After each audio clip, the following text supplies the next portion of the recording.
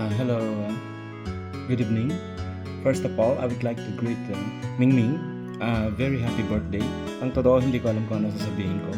Kasi kung magkukwento ako ng mga bagay na nangyari ng mga bata pa tayo, baka maikwento ko pa na nung inaalagaan kita noon, sa sobrang busy ko sa paglalaro, medyo napabayaan kita. Nakakain ka ng kulay dilaw na ano. Ewan ko.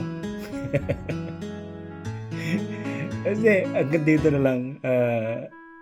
I just wish you the nicest surprise party para sa'yo. Sana nagustuhan mo ang mga pakulo ni Je. Sige, hanggang doon na lang. Siya nga wala. May gustong bumati sa'yo. Ito. Happy birthday! I could see the things I was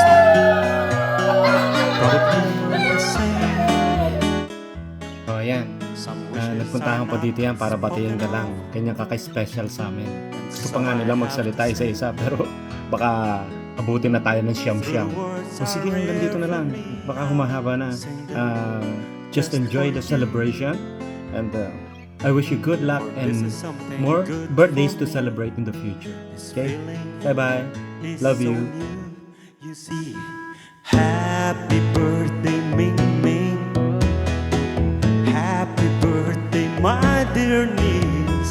Happy birthday, Ming Ming, my dear.